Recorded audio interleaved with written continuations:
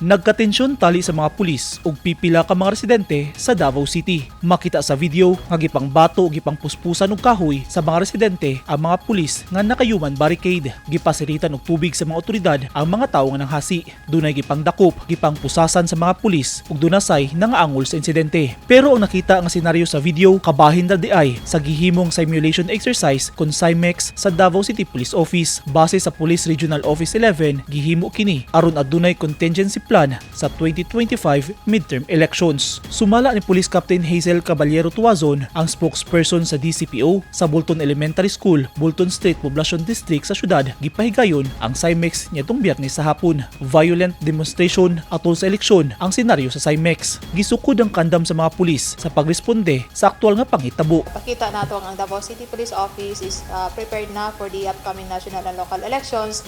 Ang atong ipakita diri sir is just in case na mga panghitabo nga mga inana sir na pagsamog doon sa mga eskwelahan, nanatay mga ways nga mga contingency plans kung sa'y pagabuhaton sa kuna anak possible nga mahitabo. Pero so far sa mga elections sir no sa ato ang Davao City, wala man tay mga na-encounter nga problema.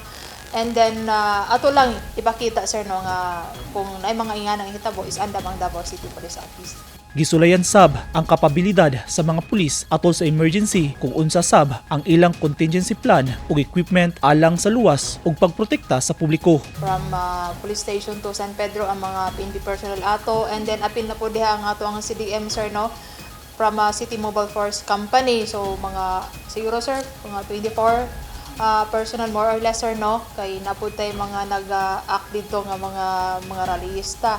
So apin na sa accounting sir sa ato ang gipakita nga simulation exercise da sa Mayo sir.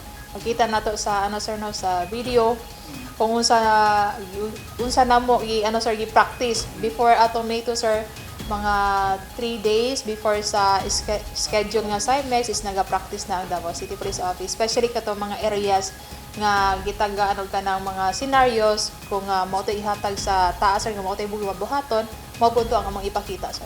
Matud sa DCPO, andam na sila sa laing hugna sa SIMEX na dunay mga senaryo sama sa harassment, natural calamity, shooting incident o road crash nga ipahigayon sa nagkadiyang mga eskwelahan sa Davao City nga magsilbing mga voting centers sa eleksyon.